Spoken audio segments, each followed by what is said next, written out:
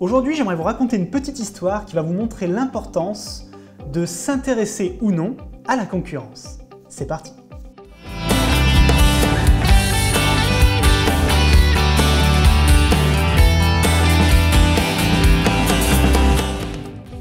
Bonjour et bienvenue dans le tout nouveau Monter son Business Show, l'émission hebdomadaire qui aide les entrepreneurs à créer et à développer leur activité.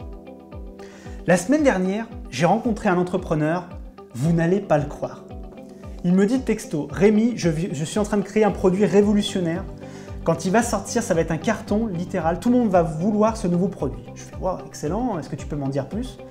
Il s'agit d'une toute nouvelle bicyclette à 3 roues. C'est un tout nouveau modèle.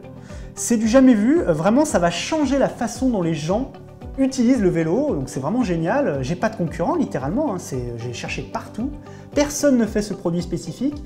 Ça fait 6 mois que je travaille au niveau recherche et développement pour vraiment que le vélo soit stable, efficace, sympa. C'est beaucoup plus fun. Je vais te le faire tester la semaine prochaine. J'ai un prototype en cours. Tu vas voir, le produit est vraiment plus sympa que de faire du vélo normal. C'est plus sécurisé. C'est une nouvelle sensation. Vraiment, je pense que je tiens quelque chose d'exceptionnel et j'ai pas de concurrence et ça, c'est génial. Donc, du coup, je vais en vendre des millions. Et là, je lui fais attention. T'as pas de concurrence, effectivement. Peut-être que ton produit est unique, ce qui est probable. J'ai pas fait de recherche, mais j'imagine, si tu en as fait. Mais ça ne veut pas dire que tu n'as pas de concurrence. En réalité, il faut bien comprendre une chose dans le domaine de la concurrence, c'est que vous avez ce qu'on appelle la concurrence directe, les gens qui vont vendre exactement un produit similaire au vôtre. Mais vous avez aussi ce qu'on appelle la concurrence indirecte. Prenons un exemple. Vous êtes un Français, lambda, et vous avez maximum 500 € par mois à dépenser en loisirs, en iPhone, en ordinateur, en ce que vous voulez, en objets, par mois, pas plus.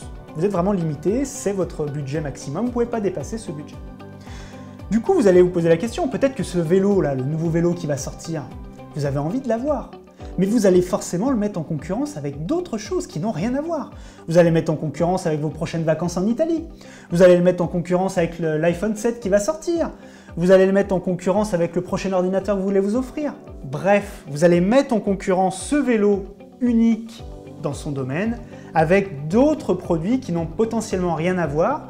Mais vous n'avez que 500 € à dépenser. Ça sera soit le vélo, soit le reste.